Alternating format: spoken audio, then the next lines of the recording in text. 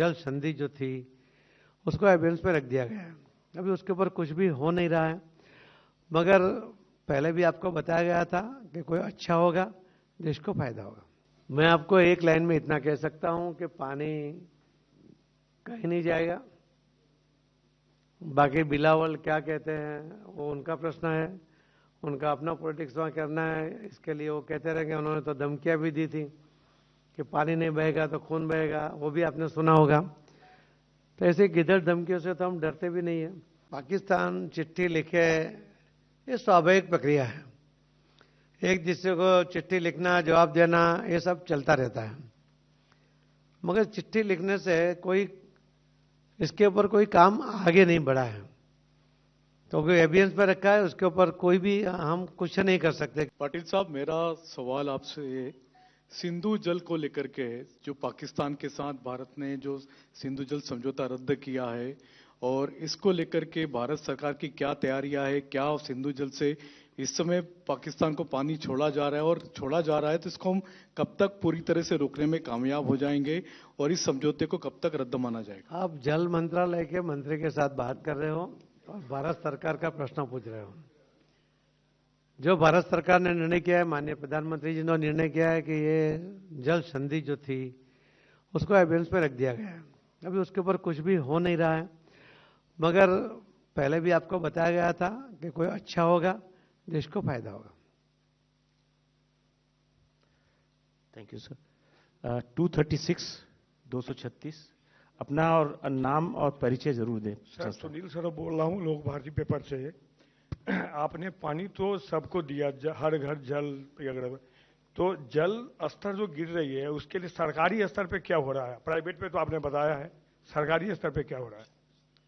सरकारी स्तर पे क्या हो रहा है यानी जल स्तर को मेंटेन करने के लिए सरकारी स्तर पे क्या काम हो रहे हैं? नल से जल की बात कर रहे हो, तो नल से जल तो सरकार की ओर से बढ़ रहा है। सरकार स्टेट गवर्नमेंट के साथ उनको सहयोग, आर्थिक सहयोग करते हुए, टेक्निकल उनको सहयोग करते हुए ये प्रोजेक्ट चल रहा है। और अभी तक पहले जो 3 करोड़ कनेक्शन लोगों ने लिए हुए थे, या कुछ सरकार ने दिए होंगे स्टेट के, 12 करोड़ सेंट्रल गवर्नमेंट के सहयोग के साथ बने। कुल 15 करोड़ ऐसे कनेक्शन दिए गए जहां सफलतापूर्वक अभी पानी दे रहे हैं, और 4 करोड़ घरों में जो भी बाकी हैं वो भी हम 28 तक उसको भी पूरा कर लेंगे। तो ये सरकार के सहयोग के साथ ही हो रहा है, दोनों सरकार, स्टेट और सेंट्रल गवर्नमेंट। उसके काम ऐसे देखा जाए कि पानी देना ये स्टेट का काम होता है, फिर भी इतने सालों में लोग पानी से वंचित थे, इसीलिए केंद्र सरकार में माननीय प्रधानमंत्री मोदी साहब ने उस आर्थिक सहयोग करके इतनी बड़ी रकम देकर ये काम जल्दी से खत्म हो उसके लिए काम किया। लाइट ऊपर से आता है ना सामने। पाटिल साहब, मैं पायल मेहता हूँ, नेटवर्क 18 से। आपने अभी कहा जी, कि जो बोलिए जल संचय का जो कार्यक्रम है, आपने कहा कि सरकार का एक भी पैसा खर्च नहीं हुआ। तो अमूमन इस पूरे स्कीम में अभी तक जो भी हुआ है उसमें कितना खर्च आया और वो खर्च कैसे फंड हुआ है? पायल, जो जल संचय, जन भागीदारी और जन आंदोलन की जो बात है, मैंने पहले भी कहा कि हमारे मंत्रालय से एक भी रुपया खर्च नहीं हुआ, मगर कई जगह पर कलेक्टरों ने मनरेगा में से भी कुछ लिया, मगर बहुत ज्यादा पैसा कोई न कोई एनजीओ उसने CSR फंड से दिया। किसी ने, जो PM साहब ने कहा था कि कर्म भूमि से मातृभूमि के लिए कुछ करना चाहिए, और सूरत के जो राजस्थान में रहने वाले व्यापारी थे, उन्होंने राजस्थान में 1,60,000 स्ट्रक्चर खड़ा करने की जवाबदारी ली थी। मध्य प्रदेश में 35,000 स्ट्रक्चर, और बिहार में 10 जिले में सभी गांव में 4 स्ट्रक्चर बनाने का वो संकल्प किया था। आज 2.5 लाख से ज्यादा स्ट्रक्चर व्यापारियों ने राजस्थान में बना दिए हैं। राजस्थान तीसरे नंबर पे आ गया पूरे देश में। मध्य प्रदेश में भी आज वो पहले दूसरे नंबर पे चल रहा है, और बिहार में भी काम चल रहा है। तो हमारे मंत्रालय से रुपया नहीं गया, मगर जो लोगों का पैसा लगा है उसका टोटल हम उसको ले रहे हैं कि कितना, कहां से कितना पैसा लगा।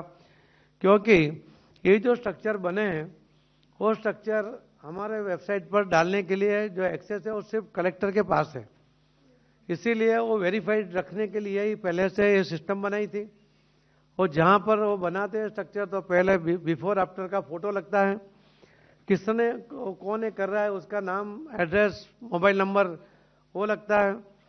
उसके बाद वो जो स्ट्रक्चर का फोटो आता है या वीडियो आता है उसमें कितने डेप्थ में किया, कितना पैसा लगा, उसका लोकेशन के साथ वो वेबसाइट में कलेक्टर अपने अधिकारी से वेरीफाइड करके ही आता है। तो उसमें कितना खर्च हुआ है वो भी सभी कलेक्टर से वो पूछा। और हमने भी एक नियम बनाया है कि अलग अलग प्रकार के जो 11 स्ट्रक्चर है उसमें मिनिमम या मैक्सिमम कितना पैसा खर्च हो सकता है, उसके आधार पर हम उसका सर्वे भी कर रहे हैं। वो भी कुछ दिनों में पूरा लोगों ने कितना पैसा लगाया, बहुत बड़ा पैसा वो लोगों ने लगाया है, उसका फिगर आपके सामने आ जाएगा। ठीक है, अगला एक एक फ्लैंक से पूछेंगे, हम सबको लेंगे। राइट साइड में लास्ट 167। सर नमस्ते, मेरा नाम अखिलेश शर्मा है, एनडीटीवी से। आपने नमामि गंगे का जिक्र किया, कहा कि काम चल रहा है, पानी अभी नहाने लायक हो गया है, जल्दी ही पीने लायक भी हो जाएगा। एक प्रश्न यमुना नदी को लेकर भी है जो दिल्ली से होकर गुजरती है। ये एक बड़ी चिंता का विषय रहा है कि यमुना कब साफ होगी, क्या इसके लिए भी कोई काम किया जा रहा है? अखिलेश जी, यमुना पूरे देश की नज़र उसके ऊपर है। गंगा सफाई होने के कारण भी अपेक्षा भी है। स्टेट में मुख्यमंत्री जी के साथ माननीय गृह मंत्री जी अमित भाई शाह साहब के साथ भी हमारी मीटिंग हुई है।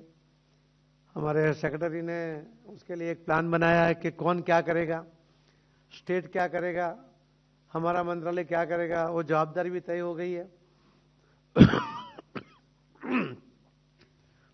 और उसके ऊपर काम शुरू भी हो गया। आपने देखा होगा कि 48 किलोमीटर में जो जल कुंभी थी वो 45 दिन में निकालने के लिए हमने एक टारगेट लेके चले थे। एक एआई बेस्ड जो बोट लगाई थी और उसके कारण आज आप देखेंगे कि वहां पर पूरी जलकुंभी, जो पहले नदी दिखती नहीं थी, पानी दिखता ही नहीं था, आज पूरा वो भी क्लियर हुआ है। उसकी क्वालिटी में चेंज लाने के लिए उसके ऊपर भी काम हुआ है। उसके अंदर हम चाहते हैं कि पहले तबक्के में पहले उसको जो गंदगी है वो साफ किया जाए, उसके 1.5 साल के बाद पानी नहाने जैसा हो जाए और उसके बाद 1.5 साल में वो पानी पीने जैसा हो जाए। और उसके लिए जो अलग अलग कदम उठाने हैं वो उसके ऊपर काम चल रहा है। आपको इस समय पर ही उसका रिजल्ट देखने को मिलेगा। Thank you. 11। Thank you sir. नमस्कार मंत्री जी, मैं इधर आपके ठीक लेफ्ट साइड में। हाँ, लेफ्ट साइड में कोई बात नहीं। सर, मेरा तो आंख पे लाइट आती सर है। मेरे 2 सवाल हैं आपसे। और पहले एक तो पूछो। सर, ये जो जल संधि या सिंधु जल संधि और जिसको लेकर आपने जवाब भी दिया, लेकिन मेरा सवाल ये है सीधा कि पाकिस्तान की ओर से कितनी चिट्ठी मंत्रालय को भेजी गई हैं और कितनी बार उन्होंने गुहार लगाई है कि जल संधि पर पुनर्विचार किया जाए जो निलंबित की गई है। दूसरा ये सर कि जो हिमाचल में बाढ़ आई है, बादल फटे हैं, जल विद्युत परियोजना बाधित हुई है, मजदूर वही हैं, ताजा स्टेटस क्या है? देखिए, पाकिस्तान चिट्ठी लिखे ये स्वाभाविक प्रक्रिया है। एक दूसरे को चिट्ठी लिखना, जवाब देना, ये सब चलता रहता है। मगर चिट्ठी लिखने से कोई इसके ऊपर कोई काम आगे नहीं बढ़ा है। तो कोई एविडेंस में रखा है, उसके ऊपर कोई भी हम कुछ नहीं कर सकते, क्योंकि वो माननीय प्रधानमंत्री मोदी साहब ने वो निर्णय किया हुआ है। हरियाणा की जो बात आप कर रहे हो कि उसके अंदर कोई डैमेज हुआ है, तो उसकी इंफॉर्मेशन मेरे पास अभी नहीं है और वो लेकर आपको दे देंगे। हिमाचल का, और हिमाचल की पूरी इंफॉर्मेशन नहीं है और लेकर आपको जल्दी से देने की कोशिश करेंगे। 3 मैं आऊंगा एक एक करके। 3 अपना नाम और परिचय दें जरूर। सर, मैं हरिकिशन हूँ इंडियन एक्सप्रेस से। जी हरकिशन जी। सर, पिछले महीने आपकी सरकार ने एक बड़ा कदम उठाया, अभूतपूर्व कदम। 100 टीमें गठित की। जल जीवन मिशन में जो भी राज्यों में शिकायतें मिली हैं, जो भी अनियमितताएं वहाँ पर हुई हैं, उस काम के जांच के लिए, इंस्पेक्शन के लिए, ग्राउंड इंस्पेक्शन के लिए टीम्स भेजी गई। तो अब 1 महीना लगभग होने को है, तो क्या आपको उनकी रिपोर्ट्स मिलना शुरू हो गया है और क्या उसमें आपने तो रिपोर्ट्स इसके में ऊपर रुझान आया है? बहुत बड़ी स्टोरी बना ली थी आपने, पूरा उसके अंदर बहुत डिटेल में भी आप गए थे। इसके अंदर करीब 119 टीमें बनी थी डीआरडीओ की ओर से, हमारे मंत्रालय के अधिकारी और नीति आयोग के साथ मिलकर जो 119 टीम बनी थी, उसमें से 111 टीमों ने अपना सर्वे का काम खत्म कर लिया है। करीब 89 टीमों ने अपना रिपोर्ट भी सबमिट कर दिया है और उसके ऊपर अभी काम चल रहा है। बाकी के लोगों का भी रिपोर्ट मुझे लगता है कि 30 तारीख तक आ जाने की संभावना है। करीब 92% जो टीम गई थी उनका रिपोर्ट अभी सबमिट हो गया, 8% बाकी है।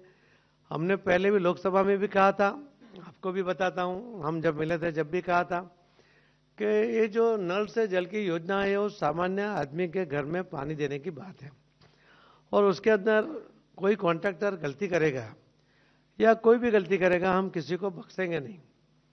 ये बात स्वयं हमने स्पष्ट कर दी थी और उसी का परिणाम है कि टीमें बनी, चेक भी हुआ और जहां भी पूर्तता करनी हो पूर्तता करने के लिए भी स्टेट गवर्नमेंट को भी बोला गया है कि जहां नल है, जल नहीं है, ऐसी कोई भी कंप्लेन नहीं आनी चाहिए। अगर सोर्स कम पड़ गया है तो नया सोर्स स्टेट गवर्नमेंट अपने पैसे से खर्च बनाए और उनको पानी जो किल्लत है वो पूरी करे, ऐसा भी उनको बताया गया है। और इसका पूरा रिपोर्ट आते ही आपको पता चली जाएगा कि क्या हुआ है, अच्छा ही होगा। 279 आप पूछिए। नाम और परिचय दीजिए। पाटिल साहब नमस्कार, मैं प्रदीप कुमार हंसिंडे से जी। जल जीवन मिशन में जमुना सफाई हो रहा है कि नहीं हो रहा है, मैं उस चीज में नहीं जा रहा हूं, मैं ये चीजों में जा रहा हूं। 11 साल तक जमुना सफाई नहीं हुई है। दिल्ली गवर्नमेंट को आपने कितना पैसा दे रहे वो भी नहीं जानना चाहता हूं, मैं सिर्फ इतना मैं जानना चाहता हूं जमुना की जो हाल है उसको कितना बेहतर किया जा सकता है। कितना बेहतर किया जा सकता है, क्या बोला? कितना ठीक किया जा सकता है, बेहतर किया जा। देखो, यमुना नदी की स्थिति आपको पता है, शायद सबसे प्रदूषित नदियों में ये जो इतना पार्ट है दिल्ली का, उसको गिना जा सकता है।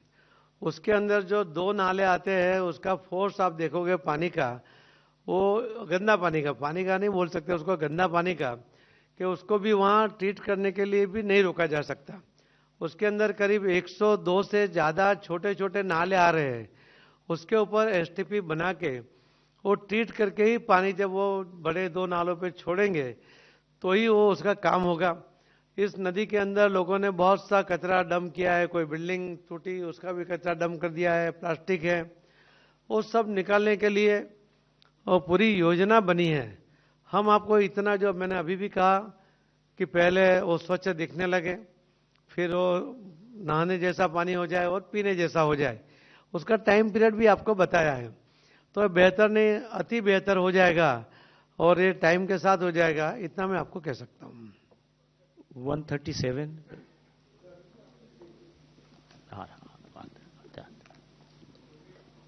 सर, रवीन सिंह हूँ, जी न्यूज से। हमारा एक सीधा सवाल है कि जो 3 नदियां जो भारत के हिस्से में है उसका भी थोड़ा माइक नजदीक रखो। Hello hello. हाँ जी। जो भारत की जो 3 नदियां हैं, जो 3 नदियां पूर्वी तरफ बहती है वो भारत के हिस्से में है, उसका भी पानी पाकिस्तान चला जाता है। उस पानी का भारत के हित में पूरी तरह से व्यवस्था करने के लिए सरकार क्या कदम उठा रही है? और दूसरा इसी से रिलेटेड है कि सिंधु जल के लेकर, जिसे आपने कहा कि सुरक्षित भारत, बिलावल भुट्टो ने कहा है कि पानी रोक देंगे तो एक बार फिर से हम युद्ध करेंगे। मैं आपको एक लाइन में इतना कह सकता हूं कि पानी कहीं नहीं जाएगा। बाकी बिलावल क्या कहते हैं वो उनका प्रश्न है, उनका अपना पॉलिटिक्स वहां करना है, इसके लिए वो कहते रहेंगे। उन्होंने तो धमकियां भी दी थी कि पानी नहीं बहेगा तो खून बहेगा, वो भी आपने सुना होगा। तो ऐसे गिदड़ धमकियों से तो हम डरते भी नहीं है।